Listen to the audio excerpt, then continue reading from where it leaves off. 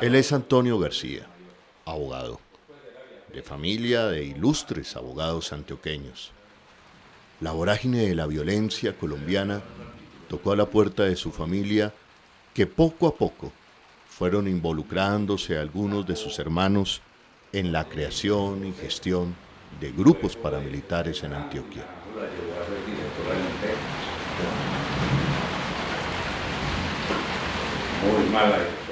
Antonio García es hermano de Mauricio García, más conocido como alias Doble Cero, fundador de las Autodefensas Unidas de Colombia, comandante del bloque paramilitar del bloque Metro. Alias Doble Cero le confesó a su hermano del alma, Antonio, los secretos del paramilitarismo en Colombia y concretamente de la creación del bloque Metro y la ayuda desde la gobernación de Antioquia bajo la gobernación de Álvaro Uribe Vélez. A Antonio lo encontré una tarde hace pocos días en la ciudad de Medellín, en esa ciudad de la eterna primavera que guarda los secretos más grandes de la guerra del paramilitarismo en Colombia, de la última de tantas guerras en Colombia. Estoy con Antonio García, abogado, que en algún momento de su vida estuvo muy cercano a la creación y fundación del bloque Metro de los paramilitares. Es hermano del comandante, del que fuera comandante, legendario comandante del bloque Metro de las Autodefensas o de los paramilitares, más conocido como Doble Cero. Y hoy ha decidido hablar para que el país conozca la verdad, con un aporte de él a la verdad. Pero voy a dejar que sea Antonio quien se presente, quien nos diga por qué ha tomado esta decisión. Y como siempre, y nuevamente Antonio, gracias por creer en mi trabajo, por confiarme este testimonio. Y también yo tengo que decirte y reconocer gracias por el trabajo que has hecho también por la paz de Colombia y por la verdad de Colombia. Bienvenido, Antonio. Muchas gracias, Holman. Sí, en realidad mi interés fundamental ha sido en los últimos años aportar un granito de arena para lograr la reconciliación en Colombia, como un homenaje a las víctimas de lo que fue conocido como el bloque Metro, y como lo dijiste ahora, de mi hermano, que era mi hermano del alma, pero fue su comandante y fue un gran victimario en este conflicto. Y finalmente tuve la oportunidad de acompañarlo en el último empuje que tuvo ese bloque como tal, después de que lo aniquilaron, ayudarlo a negociar o a acompañarlo en el tema de negociación que tuvo con el gobierno de los Estados Unidos de América, con algunos representantes de ese gobierno, y en esa época pues tuve oportunidad de conversar largo y tendido durante varios días con él sobre todo el transcurso de este bloque. Entonces mi interés ahora es la verdad. Yo sé que son cosas que verdaderamente son dramáticas y que pueden ser traumáticas para muchas personas. Inclusive habrá que mencionar personas que finalmente se quejarán de que no hay pruebas pues contra ellos, o que hubieran participado de alguna manera, estuvieran vinculados con ese bloque o con algunos hechos, pero es la verdad. Antonio, ¿qué militares, qué empresarios, qué políticos dan origen al bloque Metro? Y si recuerdas la fecha del nacimiento, o si hubo alguna ceremonia especial, o de pronto algún comentario especial que te haya hecho tu hermano. Eso básicamente se dio durante la gobernación de Álvaro Uribe Vélez. Se dio con la aquiescencia del empresariado antioqueño, de buena parte del empresariado antioqueño, pero digamos que nombres propios, dejémoselo a la justicia que los identifique y ya los tiene. porque han sido, digamos, muy explícitos en, en nombrarlos, inclusive hasta el mismo Don Berna, Hasbun, el alemán en Justicia y Paz, y hay compulsas de copias que no han salido, no han funcionado, pero bueno, digamos que esos nombres ya están explícitos en alguna parte y los tiene la justicia. Pero gran parte del empresariado antioqueño estuvo presionando o motivando la fundación de un bloque de contención que ayudara a apoyar a las fuerzas militares pues, en ese trabajo paramilitar. Un momento importante o una persona importante en esto y es Pedro Juan Moreno, que era el secretario de gobierno de la gobernación de Antioquia en ese entonces, que era una persona extremadamente vinculada a estos movimientos, extremadamente vinculada a Carlos Castaño, extremadamente amigo de todos los jefes comandantes paramilitares y se reunía con ellos tanto en Cristales, en el campamento de mi hermano, como en las fincas que tenía Carlos Castaño, o en Medellín, inclusive entiendo que en la misma gobernación de Antioquia llegaron a reunir, como lo dijo en alguna oportunidad, creo que te lo digo a ti. Básicamente sí, tengo la certeza de que mi hermano me dijo muchas veces, y mi hermana Beatriz, que también era muy cercana a los militares en esa época, y a Carlos Castaño, que Pedro Juan Moreno era quien estaba pues detrás de toda la conformación del paramilitarismo en Antioquia y del bloque metro concretamente. La gobernación de Antioquia, bajo la gobernación de Álvaro Uribe Vélez, es el mayor impulsor de las convivir. Es decir, de lo que en su tiempo Naciones Unidas denunció como el involucramiento de civiles en la confrontación armada, y la historia demostró que fue y es así. Y para ese momento la mano derecha de Álvaro Uribe Vélez en la gobernación era Pedro Juan Moreno. Antonio, Pedro Juan Moreno se reunía con su hermano, siendo ya su hermano comandante del bloque metro y todavía Álvaro Uribe Vélez, gobernador de Antioquia, en este boom de las convivir. Mira, yo lo vi reunido 2 veces en mi casa, en la casa de mi madre, con mi hermano.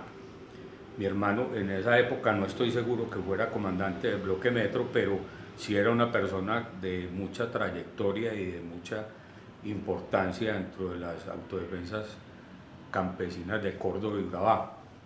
Él fue prácticamente su fundador y él prácticamente al lado de Carlos Castaño y de Vicente Castaño y de Fidel Castaño las estructuró militarmente.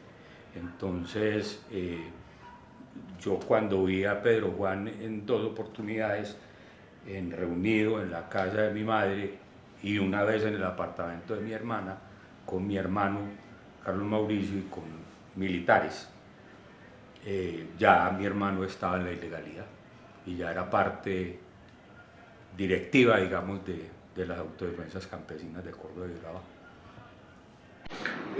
Tú alcanzabas a contar fuera de micrófonos cómo fue que empezó este reclutamiento en este sector de Medellín, conocido como La Sierra, creo que Santo Domingo, Sabio, inclusive que también reclutamiento de niños, entrenamiento, y que eso se devuelve y que terminan sacando la guerrilla de este sector de Medellín, y que a raíz de eso, digamos, la guerrilla se empodera en la Comuna 13 de Medellín y eso da pie a la Operación Orión. Cuéntanos, repíteme esa historia. Desafortunadamente, y no quiero ni quiero que se me sienta como una justificación en ningún momento de nada de mi hermano, es una cosa supremamente mala, perversa que hizo, era un gran reclutador de niños y niñas para la guerra.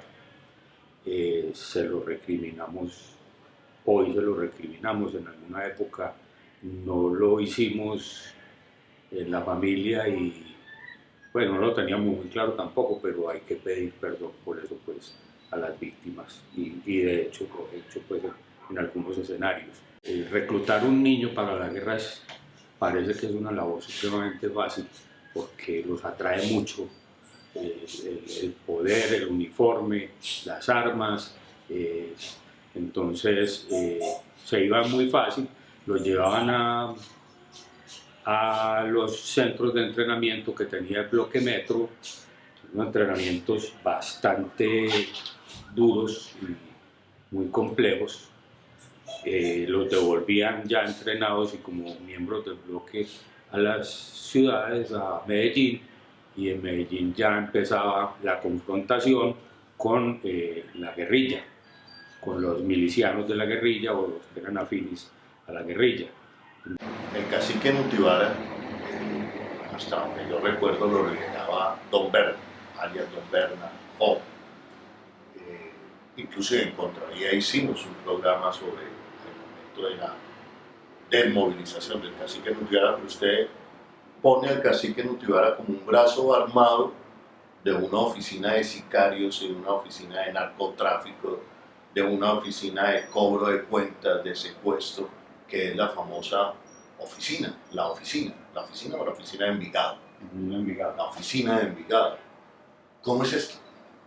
Sí, o sea, realmente lo que se movilizó en el mes de noviembre del año 2003 fue la oficina de Envigado como tal. Realmente lo que se llevó allá fueron unas personas que posaron de comandantes, pero que realmente eran parte integrante de esa oficina y un montón de gente que reclutaron en las esquinas, en los barrios, en todas partes, que realmente pues no tenían ninguna preparación militar ni habían sido parte de esa estructura armada, de esa oficina, pero que los hicieron posar allá como gente del bloque Cacique Nutibara. Mucha cantidad de gente incurrió en ese tremendo error de defilarse para que el gobierno le diera un subsidio, pues como excombatiente. Inclusive en el oriente antioqueño también se dio eso con la movilización del famoso bloqueo desde Granada, que era también parte de la estructura de Don Berna, pues quien se estaba realmente desmovilizando ahí, y un montón de personas que fueron filadas para efectos de la desmovilización. En muchas partes encuentras gente que no consigue trabajo. La única fuente de empleo que tiene por allá es Empresas Públicas de Medellín o ISA, en términos reales, y llegan allá, presentan su hoja de vida y finalmente llegan a la conclusión cuando le hacen el análisis de seguridad que fueron integrantes del bloque Cacique Nutibara o que fueron integrantes del bloque Héroes de Granada y seguramente ahora también los que van allá que han sido desmovilizados de las FARC, entonces no tienen el acceso al trabajo porque fueron parte de un movimiento armado. Entonces fue un error que le está costando mucho a la juventud y los tiene en el desempleo allá y aquí también. El bloque Cacique Nutibara no era sino la oficina de Envigado. Eran reconocidos delincuentes, obviamente estaba Don Berna, estaba Danielito, estaba Job, estaba otro muchacho que era como nivel de Danielito, Rogelio, que ahora está en Estados Unidos en su proceso de reconciliación con el gobierno de Estados Unidos. Y llegamos al punto en que el bloque Cacique Nutibara, o para usted me corregirá, la oficina de Envigado, entra en guerra con el bloque Metro de las autodefensas que dirigía su hermano. Y hasta donde tengo entendido, es lo que le termina costando la vida a su hermano. ¿Por qué la guerra entre el bloque Metro y el bloque Cacique Nutibara? Esa guerra se originó en el tema del control de la ciudad de Medellín. La oficina de Envigado, pues territorialmente, digamos, abarcaba todo el Valle de Aburrá y otras regiones del oriente cercano, y concretamente pues Medellín, y entonces el hecho de que hubiera llegado en un momento determinado un bloque de paramilitar o autodefensa en esa zona, pues obviamente de alguna manera desequilibraba el poder y los, digamos, desmejoraba frente al tema de cómo iban a manejar ellos sus brazos delincuenciales dentro de toda esa región.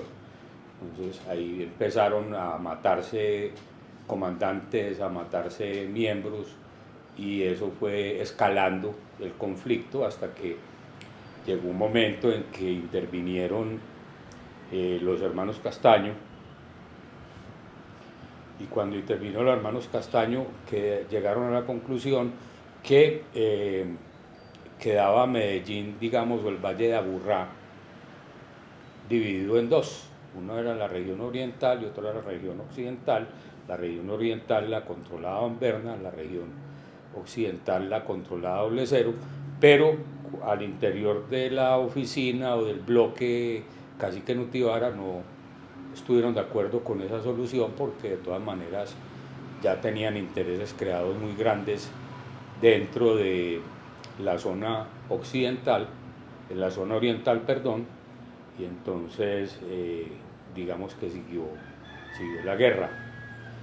Y esa guerra tuvo bajas muy importantes, muy sensibles para los comandantes. Entiendo que un hermano de don Berna fue asesinado por miembros del bloque Metro, varios comandantes del bloque Metro fueron asesinados por gente de don Berna, secuestraron señoras, esposas de los miembros del bloque Metro, y del bloque se volvió una cosa inmanejable. Entonces los Castaño trataron de intervenir, pero las diferencias eran irreconciliables alrededor del tema propiamente del narcotráfico, porque Doble Cero en un momento determinado rechazaba que las autodefensas se narcotizaran, porque decía que perdían su naturaleza antisubversiva y se iban a volver simplemente cuidadores de laboratorios y de rutas, lo cual pasó. Volvamos al enfrentamiento entre el bloque Cacique Nutibara y el bloque. Pero sí te quería aclarar algo, Holman, y es que pues la donbernabilidad como tal era innegable. O sea, el poder que tenía don Berna aquí era total, ¿cierto? Entonces eso también generó mucha discordia y mucho rechazo entre los dos bloques que estaban pugnando, y aunque en esa época ya todavía no se habían desmovilizado y no se hablaba de donbernabilidad, pero el poder de don Berna desde hace muchos años, prácticamente desde la muerte de Pablo Escobar, es innegable en Medellín. Y viene el enfrentamiento, entonces, entre el bloque Cacique Nutibara, concretamente entre don Berna y tu hermano. Sí. ¿Es correcto? Sí. ¿Qué pasó ahí? Ahí hubo pues una guerra muy particular en cuanto a que se dio en el oriente antioqueño básicamente, y en parte del nordeste, un cerco, el bloque Metro, un cerco coordinado del ejército, coordinado de la policía, coordinado de bloques paramilitares que estaban en Puerto Berrío, o sea, concretamente gente del bloque Central Bolívar, gente que vino del Bajo Cauca, de Cuco y de Macaco, tropas que se enviaron pues a esa región, e incluso vino gente desde el bloque Calima. Desde el Cauca, desde el Valle. Desde el Valle. Y toda esta agrupación de de bloques paramilitares para acabar, aniquilar al bloque Metro? Sí. ¿Por qué? Eso tiene, digamos que una historia que tiene mucho que ver con el tema de la negociación en Ralito y de una situación que se dio en el momento determinado cuando se comenzó la negociación de, de las autodefensas en el gobierno presidencial de Álvaro Uribe Vélez en el 2002, a finales del 2002 y 2003. Se exacerbó esa guerra. Mi hermano se declaró en disidencia con el bloque Metro, o sea, primero no hizo parte estructural de las AUC, sino que él siempre se reconoció como autodefensas campesinas de Córdoba y Urabá, siempre reconoció a su comandante Carlos Castaño, no como comandante de las AUC, sino como comandante de la ACU. Entonces, cuando se dio la orden, digamos, por parte de los bloques paramilitares de recogerse en zona de distensión para negociar con el gobierno y se fueron a Santa Fe de Ralito en Córdoba, comenzó una presión muy grande para que Doble Cero fuera a esa negociación. Doble Cero no fue a esa negociación, se declaró en disidencia y un desafortunado mensaje también con una masacre muy grande que hubo en San Carlos a principios de diciembre del 2002.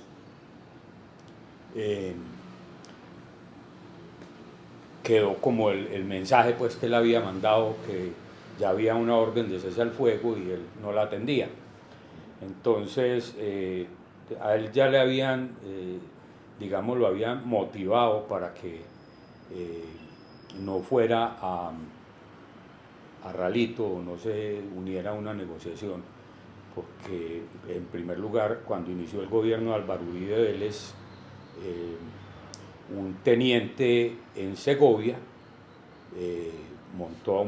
hizo un falso positivo con 20 o más personas del bloque Metro, los citó para una operación conjunta, los llevó a un sitio y en el sitio les había montado una emboscada y dentro de un camión en que iban los ametralló y los asesinó.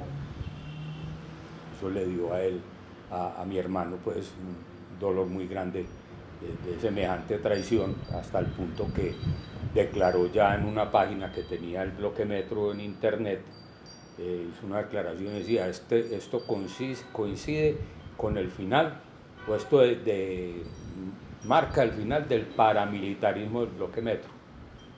El bloque Metro seguirá siendo un movimiento de autodefensa campesina, mas no va a servir intereses paramilitares. Entonces, ese mensaje, más el no ir a atender el llamado de Ralito, comenzó una presión muy grande por parte del gobierno nacional en la mesa de Ralito para que los entraran y los llevaran a negociar, y comenzó una presión muy grande también dentro de las autodefensas porque la solución que encontraron fue atacarlo, o sea, exterminar el bloque Metro. Hubo presión del gobierno de Álvaro Uribe Vélez. Su encargado en la mesa de Santa Fe de Ralito era Luis Carlos Restrepo. Hubo presión de Luis Carlos Restrepo y el expresidiario también, Álvaro Uribe Vélez, para acabar con el bloque Metro. Sí, concretamente hubo una presión muy grande de Luis Carlos Restrepo para que se diera esa situación de primero presionar a Rodrigo para que fuera a la mesa de negociaciones, y segundo, posteriormente, por otra situación que más adelante te voy a comentar o les voy a comentar, para que se acabara el bloque Metro como tal. Álvaro Uribe Vélez, Luis Carlos Restrepo le piden a los demás jefes paramilitares en Santa Fe de Ralito presionar a su hermano, alias Doble Cero, para que se integre a la mesa. Aquí es donde viene mi pregunta. Alias Doble Cero y el Bloque Metro no se integra a la mesa de Santa Fe de Ralito porque estaban viendo que eso era más una negociación con el narcotráfico. Obviamente en la negociación de Santa Fe de Ralito había autodefensa como tal, o sea, no así que todos eran narcotraficantes, pero sí había una, digamos, muy importante representación que marcaba la dirección en que se iba a dar esa negociación, y era en solucionar problemas de los narcotraficantes.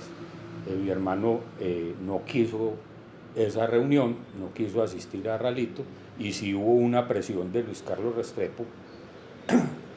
Si hoy conversas con cualquiera de los comandantes paramilitares que estuvieron en Ralito, te lo va a decir, porque nos lo han dicho a mí, a mi hermano, a mis hermanos, abiertamente, la presión del gobierno para traer a la mesa de Ralito primero a su hermano, y después para que su hermano saliera del panorama de cualquier manera, fue directamente por Luis Carlos Restrepo.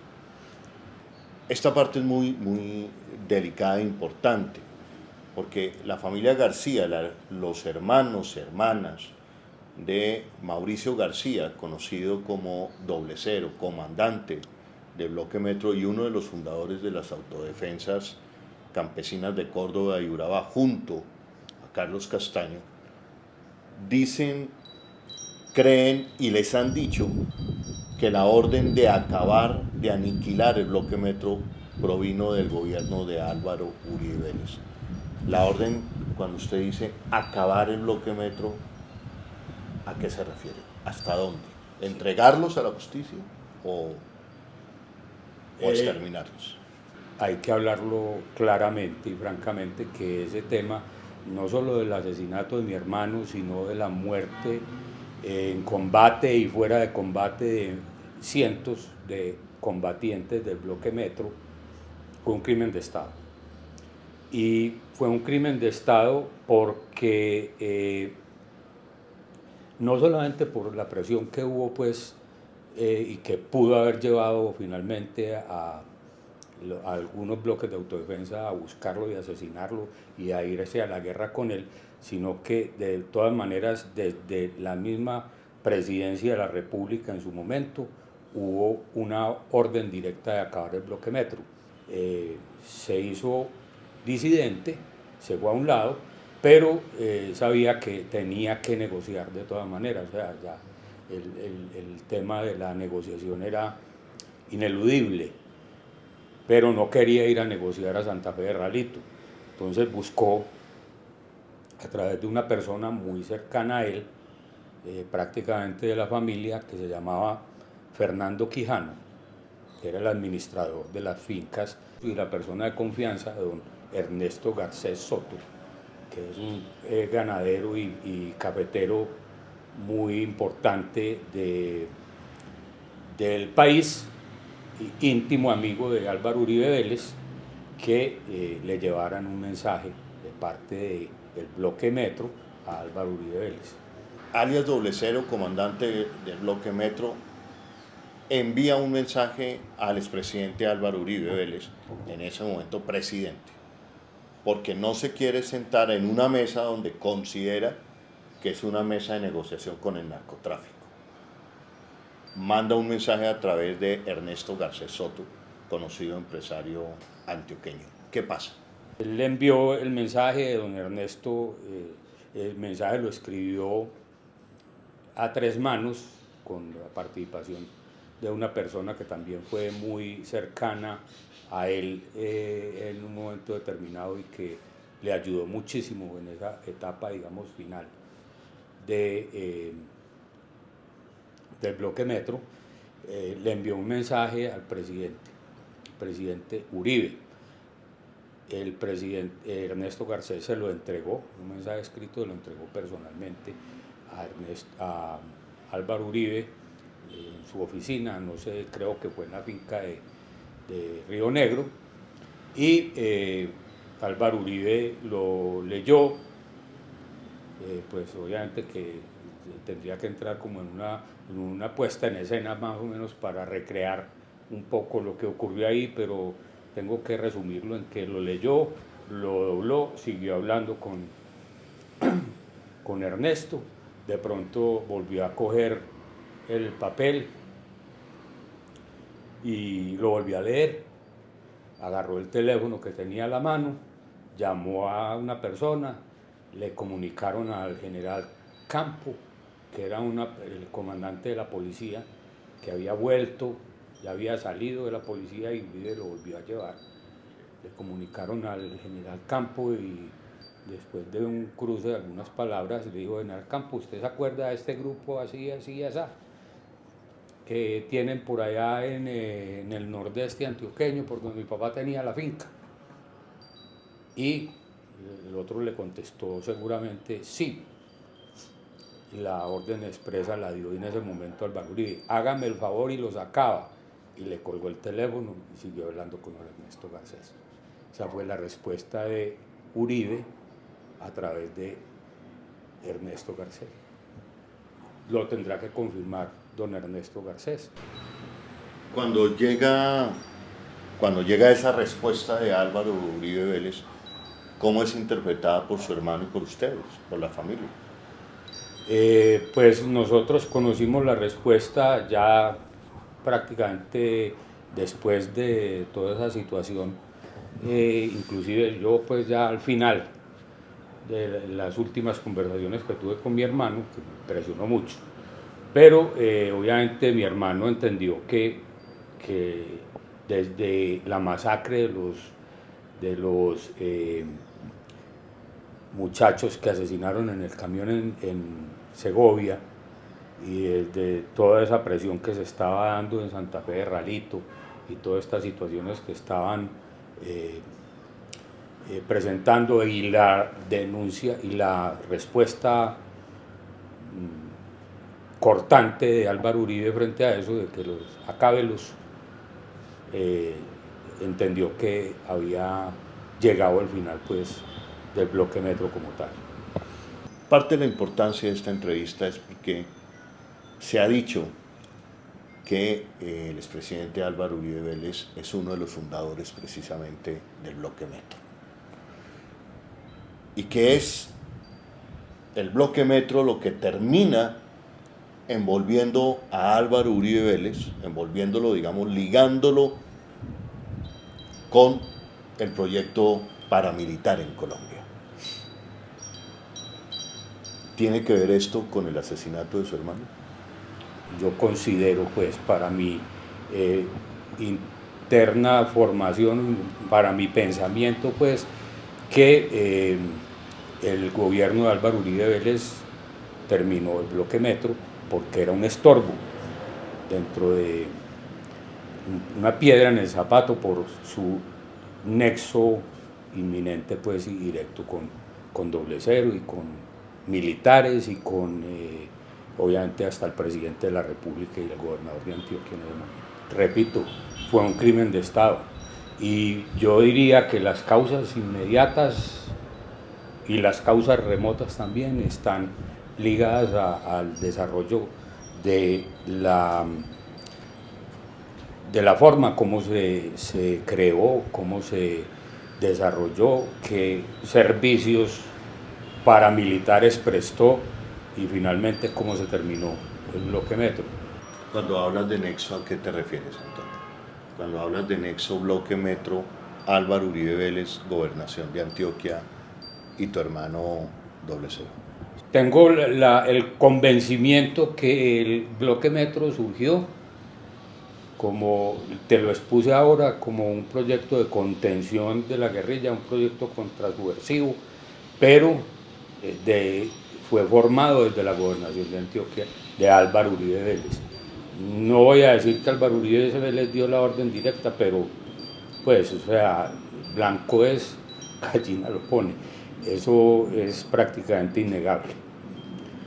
Por lo menos para la familia García sí lo es. Sí, sí tenemos ese convencimiento, que detrás de todo lo que se dio, todo el devenir del bloque Metro hasta la muerte de mi hermano y el asesinato de muchísimos de sus combatientes tuvo que ver con el origen desde la gobernación de Antioquia al bloque Metro. ¿Qué relación hay entre el asesinato de su hermano y el asesinato de Carlos Castaño? ¿Terminan siendo ellos dos grandes amigos? Y los dos terminan siendo asesinados por sus propios excompañeros. Carlos Castaño en ese momento estaba, digamos, ya muy retirado de la mesa de Ralito. Perdón, quien estaba dirigiendo en ese momento esa negociación era Mancuso. Carlos ya se había hecho a un lado, mandó una carta de renuncia y estaba pues, digamos que en otras situaciones, en otras circunstancias, buscando arreglo con los Estados Unidos. Y me lo dijo a mí personalmente en la única vez que pude hablar con él. Solamente una vez me lo encontré en Urabá, y cuando supo que yo era hermano de Rodrigo, nos pusimos a conversar y tuvimos una conversación muy directa que otro día se la cuento. Pero entre las cosas que conversamos es que estaba buscando un acuerdo con los Estados Unidos. Su abogado era Joaquín Pérez, que creo que no lo ha negado y que tiene mucho conocimiento de ese momento concreto de la vida de Carlos Castaño. Y se dio también la salida de mi hermano, y él le mandó un mensaje a mi hermano concretamente conmigo en ese momento. Yo se lo pude dar luego telefónicamente, y es que le dijo: dígale a su hermano que en este momento estoy en iguales o peores condiciones que él. Ya estaba prácticamente... Ya sabía que lo iban a matar. Ya sabía que lo iban a matar.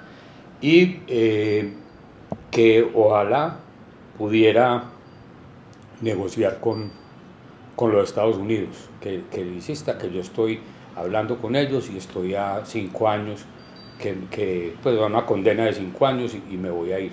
Él estaba decidido en ese momento a irse a los Estados Unidos, a aclarar su situación con los Estados Unidos.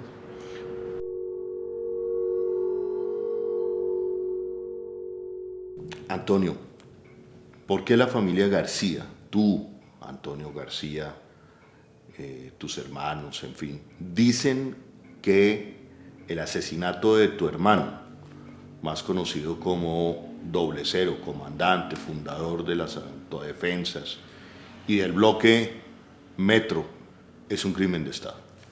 Te conté que hubo toda esa conversación del señor Garcés Soto con el presidente Uribe y finalmente que esa determinación de acabar con el bloque Metro se dio como una orden directa del presidente, por lo que sabemos pues, del presidente Uribe al señor general Campo, que estaba en ese momento pues como comandante general de la policía.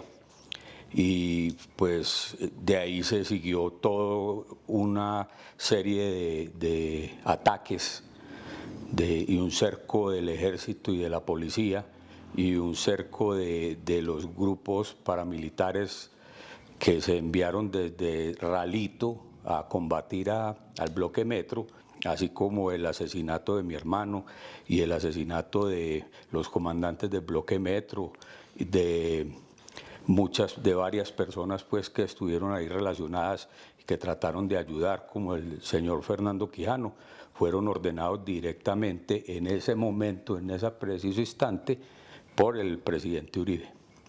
Entonces, a mí no me cabe la menor duda, y eso todo lo hemos hablado en la familia y lo hemos sostenido públicamente y lo hemos dicho, pero ahora lo vamos a decir, pues lo voy a decir directamente en los medios: es un crimen de Estado el asesinato de mi hermano y de cantidad, que entiendo que más de 500 personas que murieron en esa guerra. y los desplazamientos que generó en ese momento esos combates, porque eso fue una tragedia humanitaria en el nordeste y en el oriente antioqueño. Todo se originó a raíz de esa orden. ¿Qué alcanzó a comentarte tu hermano, Doble Cero, de la relación que él hubiera podido tener con Álvaro Uribe Vélez como gobernador de Antioquia? Porque vale la pena recordar que durante la gobernación de Álvaro Uribe Vélez en el departamento de Antioquia se impulsa las Convivir, lo que para Naciones Unidas y organizaciones defensoras de derechos humanos era el impulso al paramilitarismo. La historia dio la razón. Le dio la razón a los críticos del proyecto de autodefensas Convivir. Y en ese periodo de tiempo se funda, nace el Bloque Metro. ¿Qué te decía en ese momento tu hermano? Digamos, ¿era un proyecto que iba a la fija de pronto, la creación del Bloque Metro? Algo concreto pues sobre la opinión de mi hermano. Yo se la pregunté una vez, le pregunté concretamente el tema de Álvaro Uribe Vélez. El señor Álvaro Uribe Vélez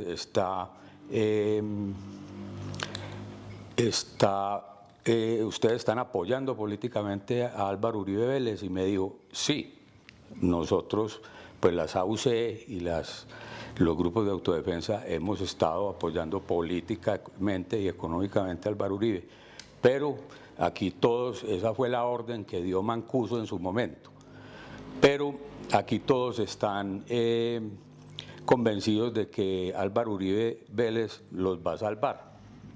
Y resulta que están muy equivocados, me lo dijo así, porque no hay cuña que más apriete que la del mismo palo. Es un dicho muy antioqueño que dice que quiere decir que Álvaro Uribe Vélez era parte de ese proyecto y que y finalmente se iba a volver en contra de las autodefensas, como ocurrió realmente. Y posteriormente, o en esa época en que él estaba pues en medio de semejante persecución, en una entrevista que salió publicada en El Colombiano, se lo dijo a un periodista, se lo dijo también muy claramente: aquí todos están pensando que Álvaro Uribe Vélez va a ser la salvación de todos para salir pues con bien del tema de la negociación y para legalizarse y para terminar bien su proceso de negociación, para legalizarse. Y finalmente van a acabar todos amarrados de patas y manos como marranos en un avión rumbo a los Estados Unidos. ¿Cómo fueron esos últimos días, pero sobre todo si puedes relatar cómo fue la negociación con los norteamericanos, su salida por Leticia hasta los últimos días de Mauricio García, conocido como Doble Cero, que fuera su hermano menor? Sí. Bueno, como te dije anteriormente, estuvo en contacto con un sector, unas personas de la embajada del gobierno de los Estados Unidos. No sé si con conocimiento de la embajada, porque venían directamente de los Estados Unidos a reunirse con él en el oriente antioqueño. Después, ya cuando se permeó se dio el proceso de la guerra y él tuvo que salir huyendo, en Bogotá en octubre y noviembre y principios de noviembre del año 2003, tuve la oportunidad de acompañarlo a algunas reuniones. No asistí a las reuniones, pero sí estuve como al cuarto de al lado, que llaman en los procesos de negociación, pues atendiendo las necesidades y las inquietudes que le presentaban a él en un momento frente a esa posibilidad que se le estaba abriendo. Le ofrecieron salir del país y reunirse con él en el exterior. Él dijo pues que él no estaba en condiciones de salir del país, porque lo estaban buscando. Entonces finalmente ellos le dijeron: nosotros lo llevamos hasta Leticia, ya usted por sus propios medios llega a Panamá y allá se reúne con personas del gobierno. Efectivamente, principios de noviembre lo llevaron en un vuelo de la embajada, pues en un avión de la embajada de los Estados Unidos, a él y a otros dos que estaban con él, a Jota y a Freddy, que eran sus compañeros, pues digamos, de comandancia del bloque. Lo llevaron a Leticia, de Leticia pasaron a Tabatinga. En Tabatinga se presentaron, se fueron a Manaos, y de Manaos volaron a Panamá. Ya estando en Panamá, los recibieron, se pusieron en contacto, pero las personas que los recibieron no eran del Departamento de Estado con quienes venía hablando, sino de la DEA. Y obviamente pues ahí se presentó un problema, porque la DEA era, el tema de la DEA es el narcotráfico, y ellos pues obviamente por su posición frente a la inclusión de los narcotraficantes en las negociaciones y a la narcotización de las autodefensas, pues tenían, digamos, alguna información, pero no era relevante para la DEA. Era una cuestión ya más política, y entonces llegaron a la conclusión que no eran interesantes pues para poderlos proteger pues finalmente por los Estados Unidos. Le abrieron una posibilidad que la tengo que contar, porque eso fue parte, digamos, fundamental de ese proceso. Le dijeron: si usted quiere, lo llevamos a los Estados Unidos como testigo protegido, a usted y a las familias de todos ellos, pero usted tiene que ser testigo en contra de los hermanos Castaño, que ya estaban siendo pedidos en extradición. Les dijo: yo no soy testigo en contra de los hermanos Castaño, pues porque no tengo realmente nada que decir en temas de narcotráfico, sobre ellos no conozco nada. Y le dijeron: no, pues entonces usted invéntese una historia que sea creíble y la presenta en las cortes de los Estados Unidos. De eso ya él tomó la decisión de cerrar la negociación. Dijo: yo no soy capaz de montar una historia pues en contra de personas que he considerado mis hermanos, y entonces mejor, muchas gracias, me devuelvo a Colombia. Y efectivamente cada uno fue saliendo en vuelos independientes. Llegaron a Medellín Freddy, a Bogotá llegó Jota, el otro llegó a Barranquilla, Doble Cero llegó a Barranquilla y luego a Santa Marta, y ahí fueron asesinados en el proceso de 4 o 5 meses, todos y cada uno. Es decir, si te entiendo bien, Antonio, a Mauricio García alias Doble Cero, la DEA le propone inventarse una historia de narcotráfico en contra de Carlos Castaño. Exactamente, y de Carlos y de Vicente Castaño. Y su hermano no acepta. No acepta.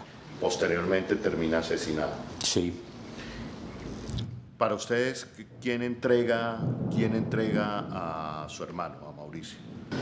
Eso fue un proceso que parece ser, entiendo que don Bernaldo ha hablado de eso en los Estados Unidos, pero eso fue un proceso de seguimiento que se le hizo a través del Internet, de las conexiones a Internet, de la dirección IP y de las páginas con que se comunica, en fin, no sé cómo funciona eso técnicamente.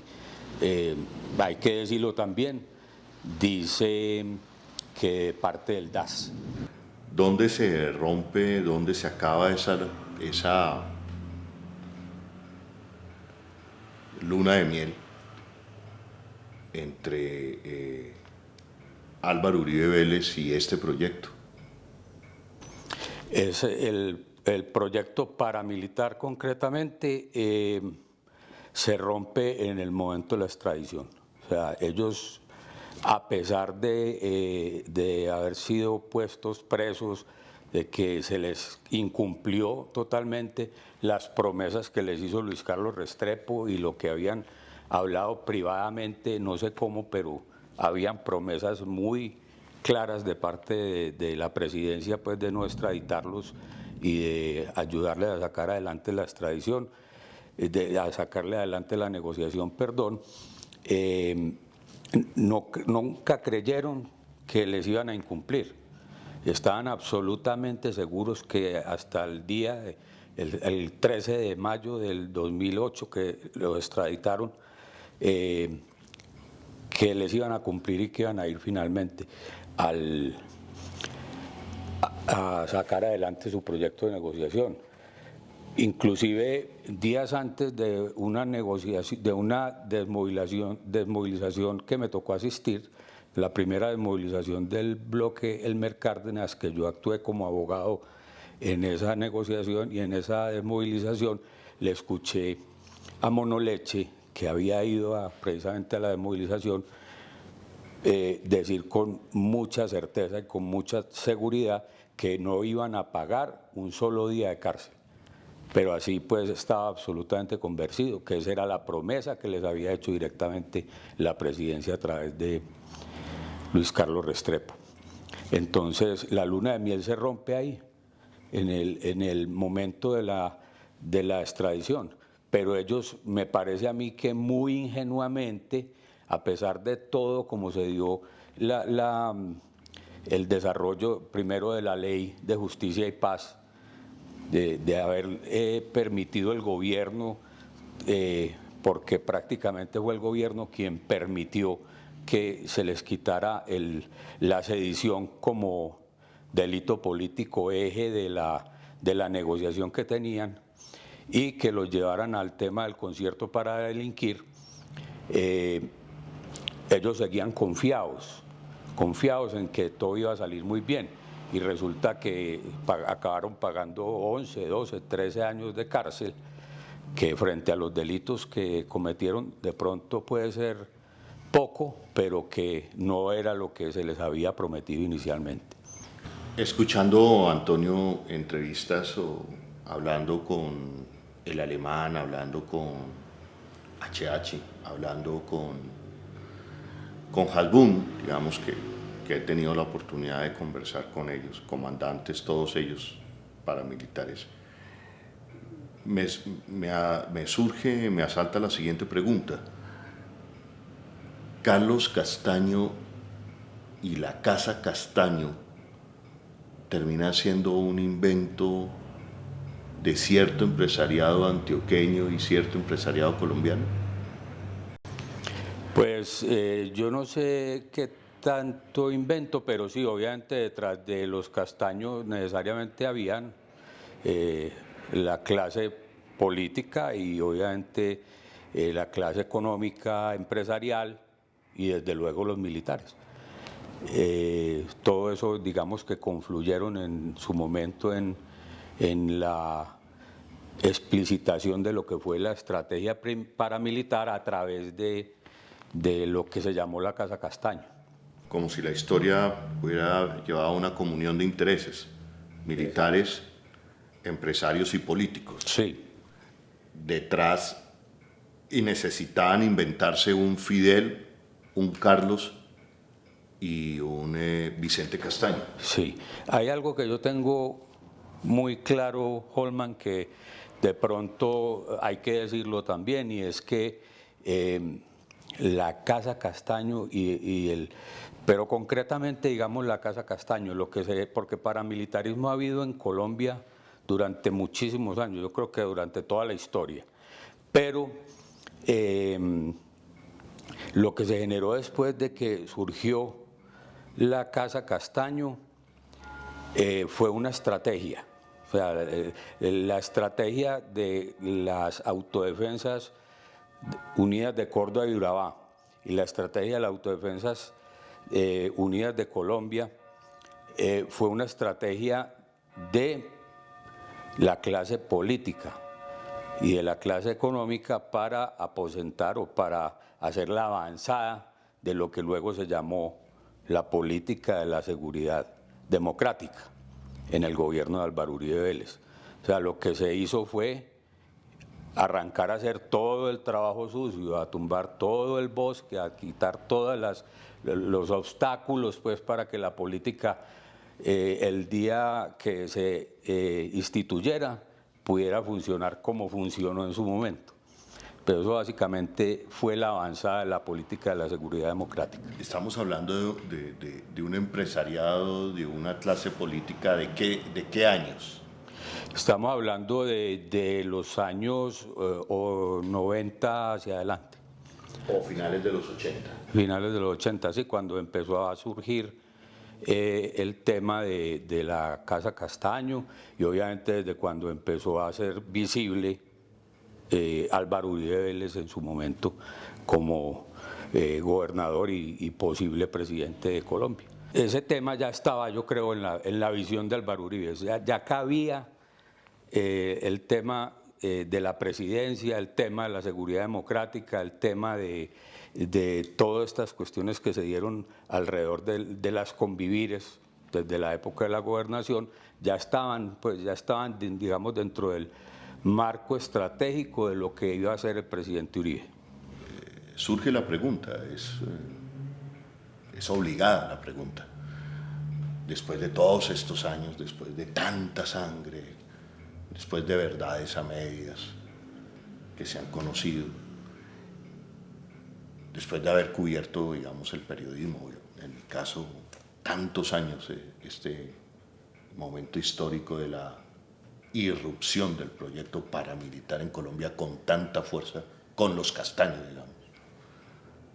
Tú bien dices, antes ha habido paramilitarismo, sí, hay de los pájaros al paramilitarismo, de los pájaros a Carlos Castaños, uno pudiera decir esa historia, pero Álvaro Uribe es el político de un proyecto militar, económico, de extrema derecha, que llega a ser presidente con ese proyecto en Colombia. Desde luego que sí, o sea, es evidente que su proyecto político giró desde la gobernación de Antioquia alrededor del tema de paramilitarismo, de legalizar el paramilitarismo a través de las convivires y luego el tema de la política de la seguridad democrática que se impuso pues en su gobierno. Y dentro de esa política de seguridad democrática hubo un componente no escrito, pero estaba obviamente el paramilitarismo ahí como parte de esa política fundamental. Lo que pasa es que ya en ese momento empezó como a desvertebrarse la maquinaria que tenía y el compromiso que tenía el paramilitarismo con los narcotraficantes se volvió muy fuerte y entonces como comenzó a desdibujarse un poco lo que realmente se quería frente al tema paramilitar. Pero evidentemente hubo un compromiso pues durante todo el tiempo y parte de ese proyecto estuvo estructurado alrededor del tema del paramilitarismo. ¿Usted considera que la JEP debería aceptar a paramilitares que quisieran hablar en este momento y que ahí hay mucho, digamos, magnicidios, cosas que se esclarecerían? Holman, evidentemente, como te dije ahora, la verdad quedó un poco coja y de pronto hasta acomodada pues en algunos casos. Yo creo que la JEP tiene la obligación, pues partiendo del derecho a la igualdad de las personas y estando dentro del proceso de justicia transicional, de permitir que muchas de estas personas accedan a poder contar su verdad allá. Pero no es ni siquiera por el punto de vista de ellos como excombatientes, sino porque eso está finalmente centrado en las víctimas, y las víctimas son los que tienen el derecho y los que tienen la necesidad de conocer todas esas verdades lo más completa posible. Entonces, construir una verdad parcial con parte de los combatientes, como está ocurriendo con las FARC, que obviamente han avanzado mucho y ya ha habido pues reconocimientos interesantes desde el punto de vista de hechos que, si no fuera por esa posibilidad de la JEP, nunca se hubieran conocido. Pero de todas maneras, frente a lo otro que queda de ese universo de excombatientes que te comenté, que no pudieron acceder y que ni siquiera tuvieron acceso a la justicia transicional porque se los negaron, los descalificaron pues como delincuentes políticos y los sacaron por un lado. Se sabría muchísima verdad, o sea, la verdad tiene que ser complementada, la verdad tiene que ser contada desde el punto de vista de todos los que intervinieron en el conflicto y no solamente de una parte.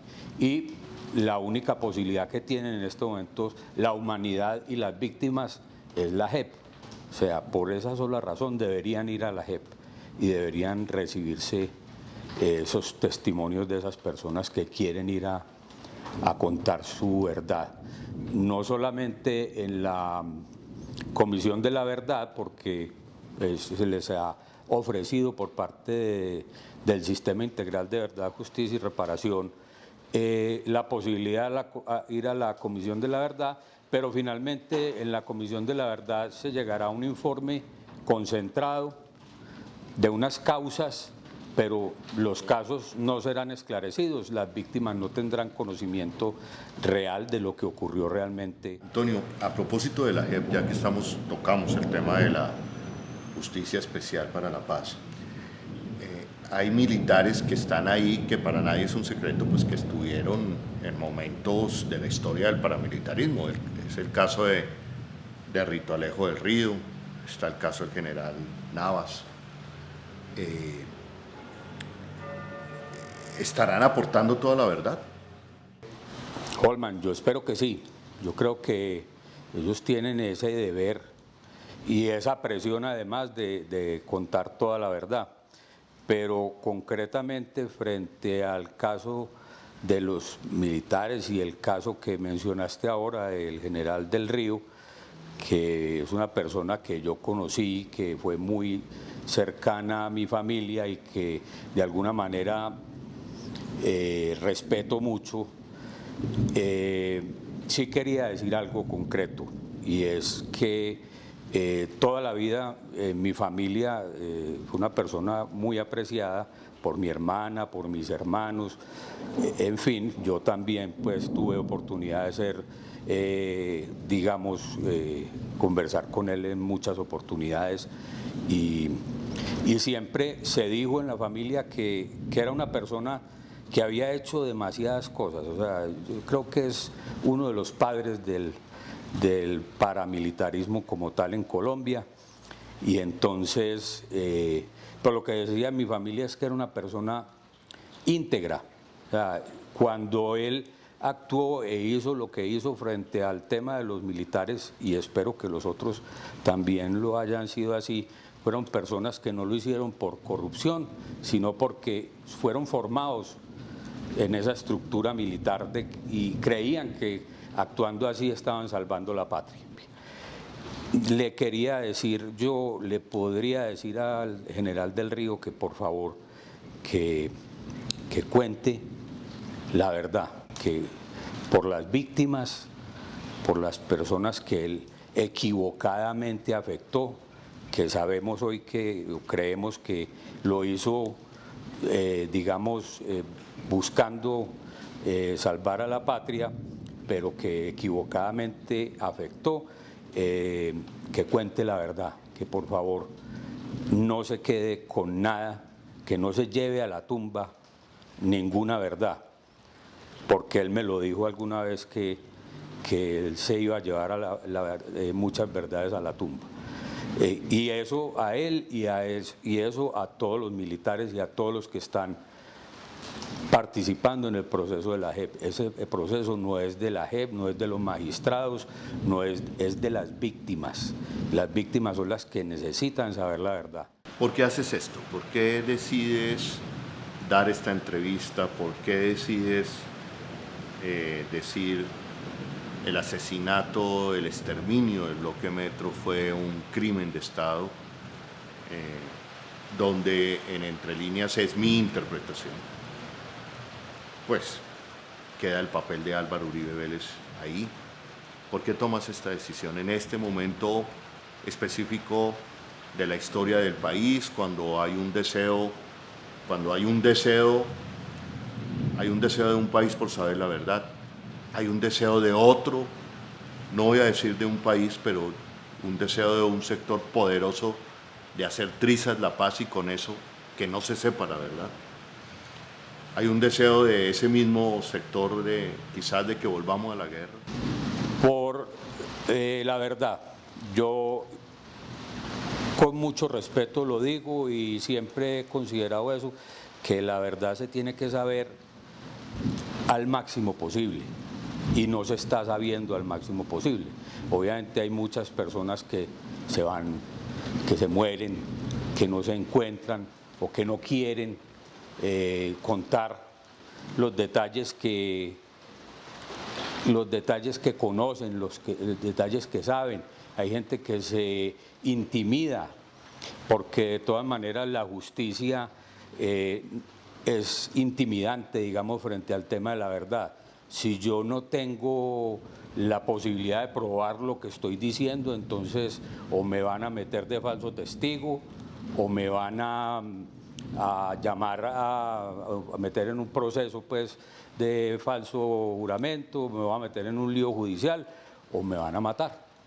Entonces la gente frente al tema de la verdad concretamente sigue siendo temerosa y hay gente que tiene, como yo, parcelitas muy pequeñas, de pronto insignificantes de la verdad, pero que pueden significar algo para el conocimiento de las tragedias familiares que han vivido muchísimas víctimas en Colombia.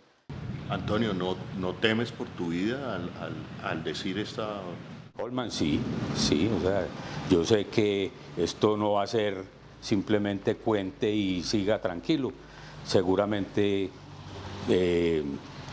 habrá represalias. Pues de hecho ya las he sentido por haber acompañado las verdades de las personas, de los excombatientes de Urabá en Justicia y Paz, y seguramente habrá represalias y habrá algunas posibilidades. Vamos a ver qué pasa de ahora en adelante. ¿Por qué vale la pena asumir ese riesgo? Primero, la tranquilidad personal. O sea, yo creo que es más la tranquilidad, más importante uno estar tranquilo con su conciencia de que lo que me dictó mi conciencia lo hice, al tema de los riesgos que se pueden correr por ellos, ¿cierto? Y segundo, también hay otra parte que es importante, y es que a uno lo matan más fácil por lo que calla que por lo que dice. La gente muchas veces se queda guardando esas verdades y esas cosas y hay otras personas pensando que esa persona sabe un montón de verdades y que en cualquier momento las puede contar, y entonces es así, lo matan más fácil por lo que calla que por lo que dice. Antonio, hay quienes piensan que si Colombia sabe toda la verdad de lo que de los financiadores de la guerra, de lo bárbaro que ha sido la guerra en Colombia, hoy estamos conociendo la verdad de, mira, quién termina asesinando a Álvaro Gómez cuando el país creía que había una conspiración de Estado en contra de Álvaro Gómez, y hoy nos damos cuenta que fueron las FARC. por sus autores en el marco de la JEP. Hay quienes creen que si Colombia sabe la verdad se va al desmadre este país. Hay quienes pensamos que si no se conoce la verdad, hoy Colombia seguirá siendo el mismo desmadre y la misma barbarie de siempre. ¿Usted qué opina al respecto? Hay un establecimiento un statu quo,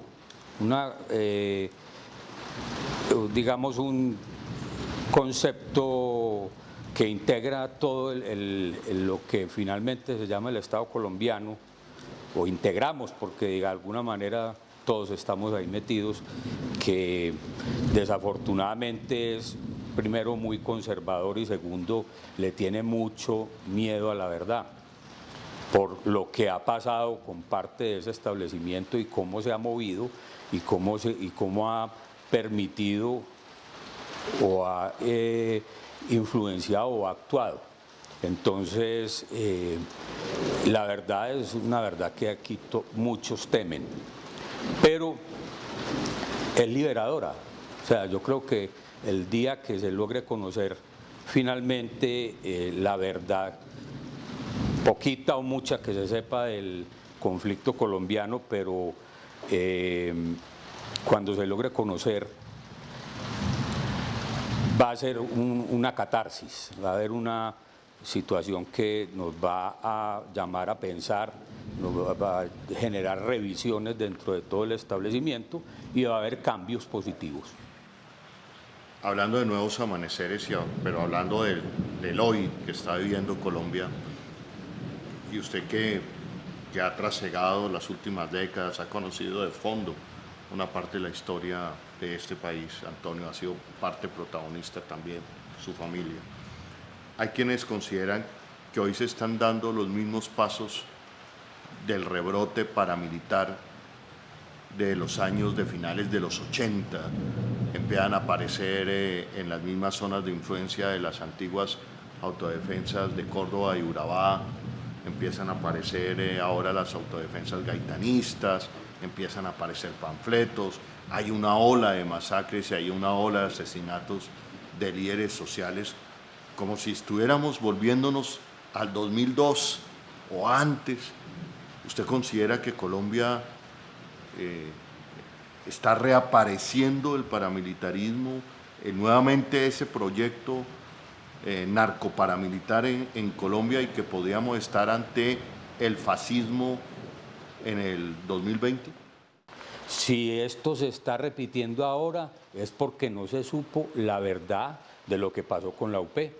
No se supo la verdad, o sea, quiénes mataron y cómo hicieron las cosas, de pronto sí, pero quiénes determinaron, quiénes fueron los que movieron los hilos del poder para que eso ocurriera, no se ha sabido. Entonces, es la verdad, la garantía de no repetición. El día que se sepa la verdad, la gente que hace esas cosas va a tener la certeza de que no va a poder seguir haciendo eso, porque ya se supo, ya está en evidencia y hasta tendrá que pagar por ello. Pero mientras no se sepa, ellos están tranquilos. No ha pasado nada desde el punto de vista de la no repetición. Sigue funcionando el tema del sicariato, sigue funcionando el tema del paramilitarismo en otras dimensiones, pero existe todavía y en el país en el fondo no ha cambiado nada. Antonio, para terminar, yo siento, escuchándolo, de alguna manera usted lo confirma, esta entrevista se da por su hermano, Mauricio García, comandante fundador de las Autodefensas Unidas de Córdoba y Urabá y del Bloque Metro, por los combatientes del Bloque Metro que usted dice fueron asesinados en el marco de una orden de Estado, de un crimen de Estado. Desde ese punto de vista, y para terminar, Antonio, ¿qué mensaje le envía usted a Álvaro Uribe? El mensaje tiene que ser claro y contundente. Por favor, cuente la verdad. O sea, tiene los escenarios, tiene las posibilidades y tiene el deber histórico de de permitir que todos los procesos concluyan para bien en Colombia. En su cabeza radica que se sepa finalmente toda la verdad o la mayor extensión de la verdad en Colombia. Y él la sabe, y él de todas maneras actúa, y actúa, digamos, desde el miedo. Uno lo ve ya o siempre lo ha visto como que actúa finalmente motivado es por el temor de tener que ir a contar o de que todas estas cosas se sepan. Entonces, que lo haga porque, o sea, escenarios judiciales tiene todavía, inclusive la Corte Penal Internacional. Bueno, gracias Antonio por este tiempo. Han sido varios días grabando en la ciudad de Medellín, charlando, conversando para poder hacer estos 2 días de entrevista que he sido un convencido a lo largo de mi trayectoria periodística del aporte a la verdad, de un periodismo que aporte a la verdad, que aporte a la verdad. No creo que el periodismo tenga la verdad. Aportamos, damos elementos para que la opinión pública vaya construyendo cada uno de ustedes una verdad. Una verdad. Y con esta entrevista retomamos el periodismo, un periodismo en contravía. Gracias, Antonio, por la entrevista. Soy Holman Morris. Regresamos y quedamos en contravía. Antonio García teme por su vida. Lo han perseguido. En un momento alcanzaron a amenazar a su familia y le robaron las memorias de los computadores de alias 00, pero se ha atrevido a decir en voz alta, con dignidad, pero también por su tranquilidad y la tranquilidad de su familia, que la Casa Castaño fue un invento, antesala de la seguridad democrática, que prácticamente, según él, según su análisis, el proyecto paramilitar en donde confluyeron empresarios, industriales, políticos, fue llevando poco a poco a Álvaro Uribe Vélez a la presidencia de la República. Antonio García se atreve a decir en voz alta lo que muchos colombianos piensan, con una diferencia. Antonio García estuvo muy cerca de la construcción y conformación del proyecto paramilitar en Colombia. Proyecto que, según Antonio García y según muchos analistas, sigue vivo, porque no se ha tocado una pieza fundamental de dicho proyecto: el empresariado colombiano, que ayer y hoy le sigue apostando y dando y aportando dinero en una mesa de guerra para conformar grupos paramilitares, para atravesársele a la transformación social, política y cultural en Colombia, para que el statu quo mantenga su poder, para que no haya ni un solo cambio en Colombia. Antonio García le ha mandado 2 mensajes. Uno al exgeneral Rito Alejo del Río, que fue su amigo, fue el amigo de la familia García. Le está diciendo: no se lleve secretos a la tumba. Por el bien de Colombia, general Rito Alejo del Río, cuéntele la verdad a Colombia. Atrévase a decir la verdad. Y al expresidente Álvaro Uribe también le pide que diga la verdad, por el bien, por la salvación de Colombia también. Mañana, en el informativo de las 12:30 del día del Tercer Canal, La Voz de los que no tienen voz, reacciones a este documento periodístico que contribuye a construir parte de la verdad, un aporte a la verdad. Esperamos que la Justicia Especial para la Paz y la Comisión de la Verdad recojan también este testimonio. Soy Holman Morris. Muy buenas noches desde el Tercer Canal, la voz de los que no tienen voz. Gracias.